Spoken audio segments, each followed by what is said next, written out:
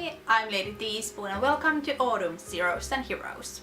Before we get started, I just want to give you a very quick update on my life, and I'm not sure if anyone is really that interested, but here we go.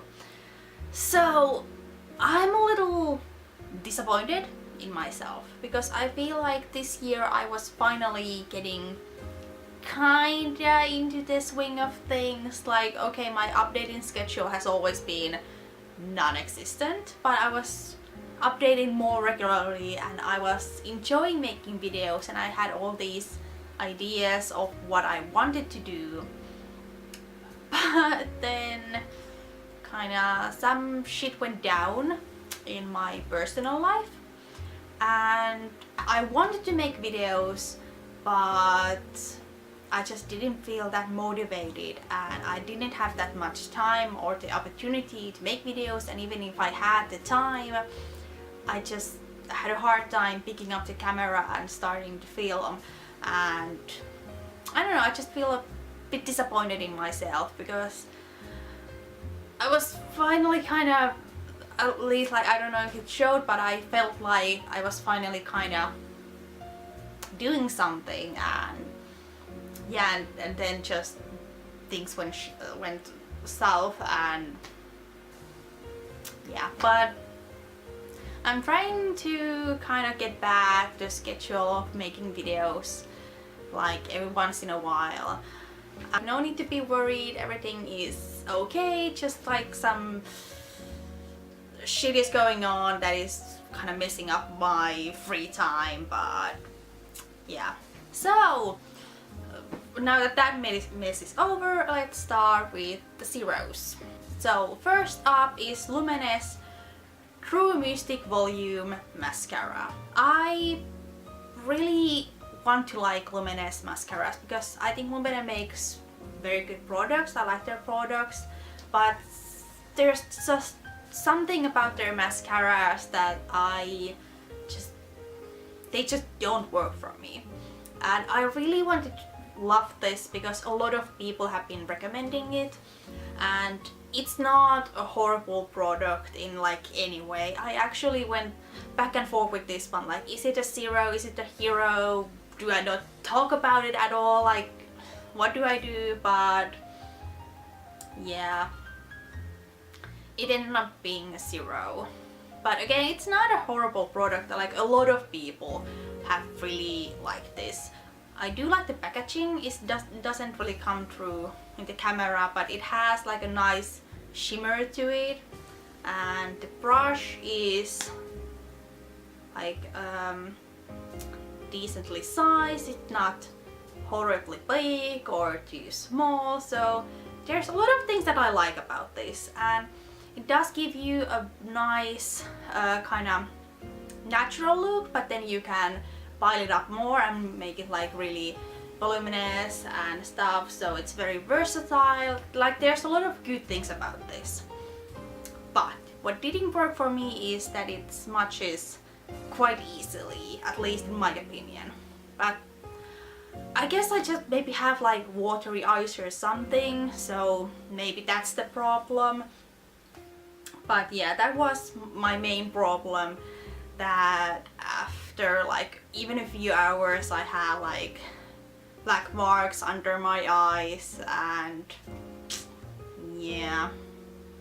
But there is a waterproof version available, so I am tempted to try that one out and see if that works a bit better.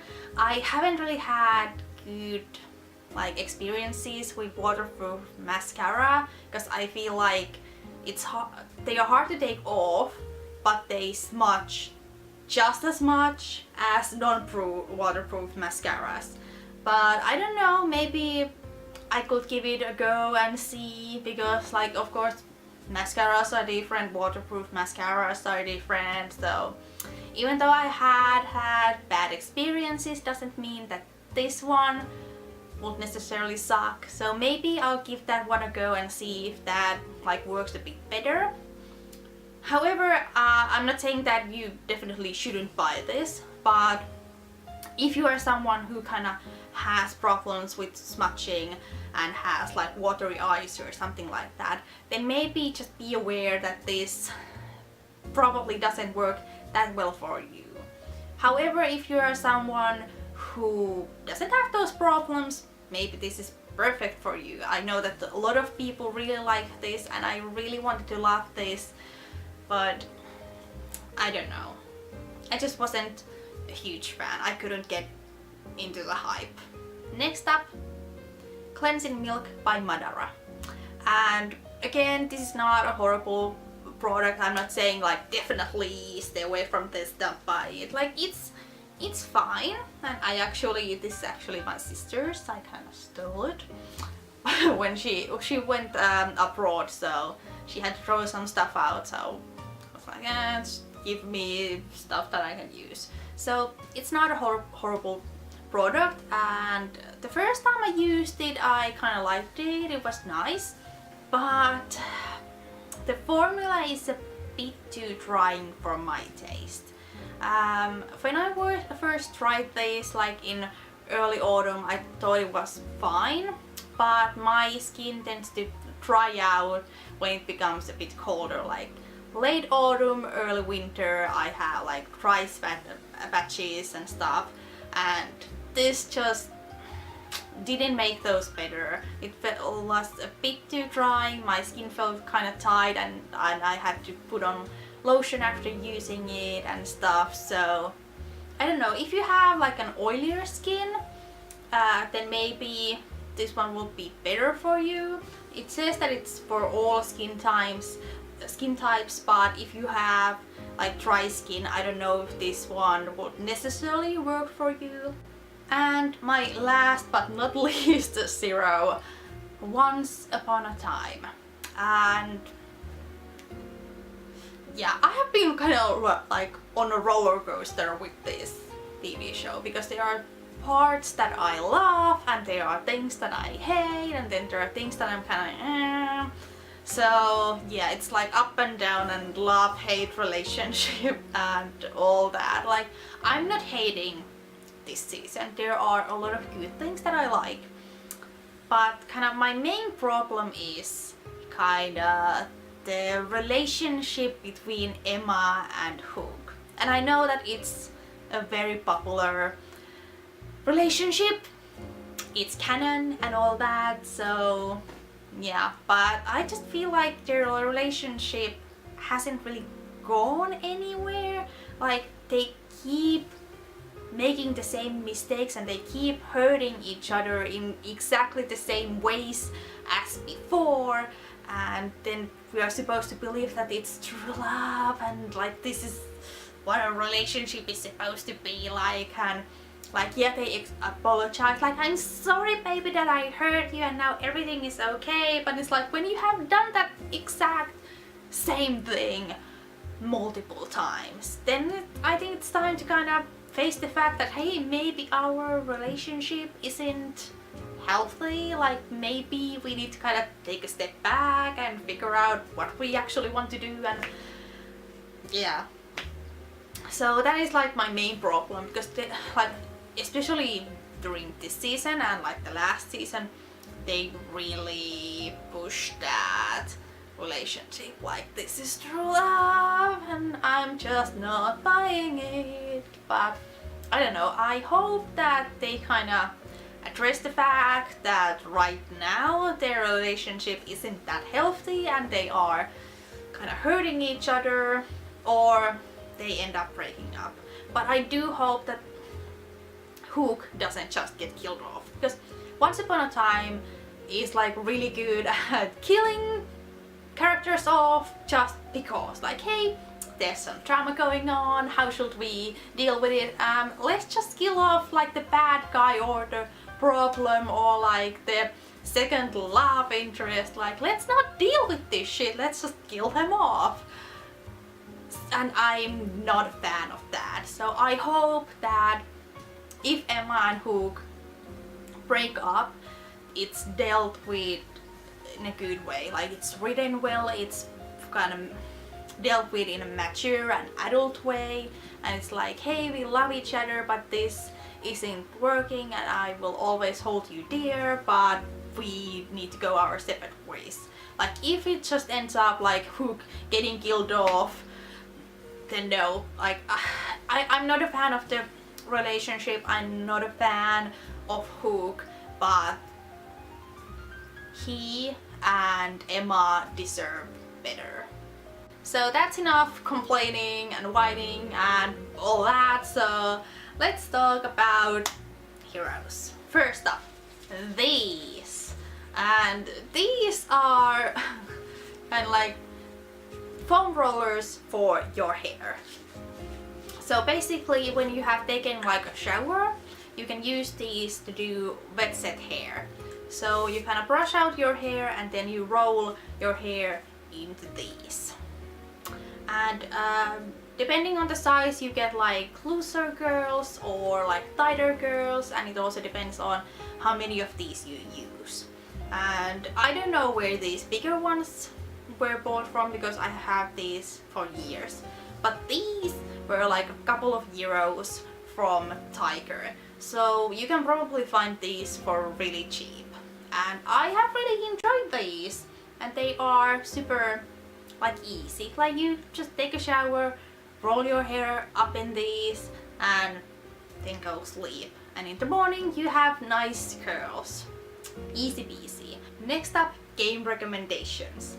So I have been playing Fez, and it is an older game, but it was on sale on Steam and my friend really recommended it, so I decided to get it.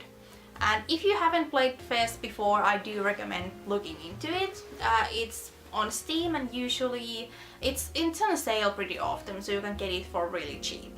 And basically it's a platformer, and I'm a really huge fan of platformers, so that was really nice. And you play as like this little dude that kinda jumps around and collects pieces of like a cube, and there's kind of like alien stuff going on and all that. And the mechanics of the game are really interesting because you kind of mess around with like the perspective. So like everything is basically like in like 2D, but then you can rotate like the area. So the level you can change kind of the level when you rotate. Like when you rotate it, it looks different. So you can if there's like, if you're platforming and then there's a place that you don't know how to get somewhere, you can kind of rotate the level and then maybe find like an easier way to jump to another platform and all that. So I thought that was really an interesting mechanic. Fair warning, if you are someone who has problems with motion sickness, you might get a little bit sick playing this game. I don't know why, but when I play the game I get slightly kind of sick. Not horribly, but I just kind of need to play the game in like short moments, like less than an hour and then a small break and then again. And I don't know, it's just something about like, I think the perspective and kind of rotating the level and stuff. I have had similar problems playing Portal, like I really liked Portal, but it gave me slight motion sickness from time to time. And also when I played Psychonauts, there's this level when you're like trying to find the milkman. I don't know how many people know what I'm talking about, but you're at this level where you're kind of like the level design is kind of like you need to jump on different like platforms, and then kind of the perspective changes so you can kind of go like underneath the level and like all that, and it kind of messes with your field of vision, I would say. And so I kind of had a little bit of motion sickness with that also. So if you have had kind of felt sick playing Portal or Psychonauts or games like that, then just be warned that it's a good game, but maybe play like 20 minutes at a time. I also started playing Overwatch.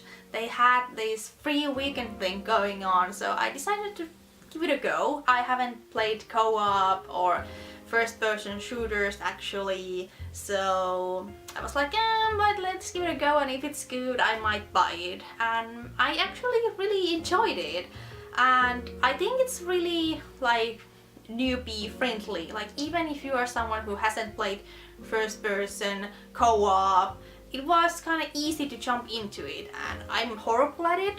I die all the time, but it was still fun, and you are kind of, when you jump into a quick play and stuff, you are playing with people who are on like a similar level to you. So that's also fun, because like you're bad, but it doesn't matter because everyone else is horrible also. So that's fun. And if you haven't tried Overwatch yet, I do recommend giving it a go. I know that like the original price is a bit on the higher side, but if it is on sale or something, I definitely recommend thinking about it.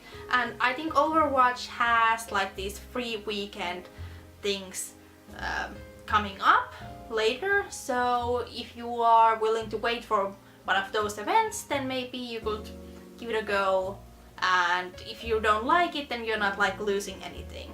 And also a good thing, if you start playing during like a free event and then you decide to buy the game, you get to keep all, like everything you have done, you get to keep all the items and the levels and all that, so that was a really nice plus. And then some TV show recommendations.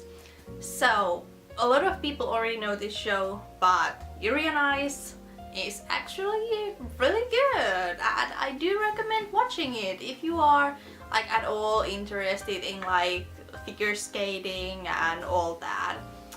And of course, like the figure skating is not that accurate, like the sports in sport animes are kinda, you know, iffy. So if you are someone who is like super into figure skating and you know all the rules and stuff, just be warned, you know.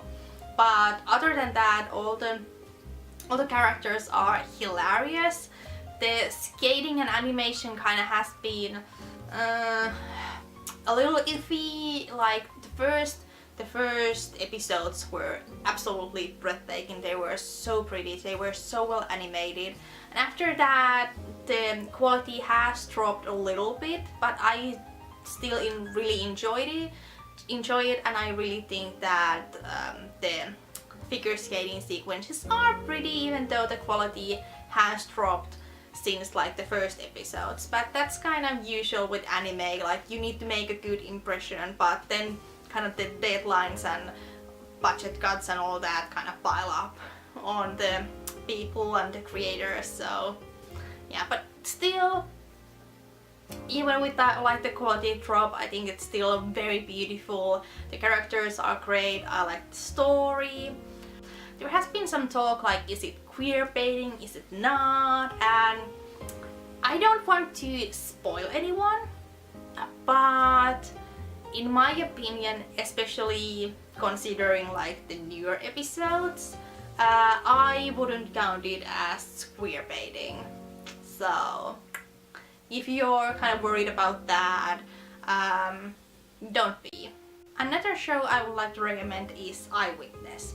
I just started watching it, so I don't know how it will go, but it is very interesting. It tells the story of like there's these two boys, and they are,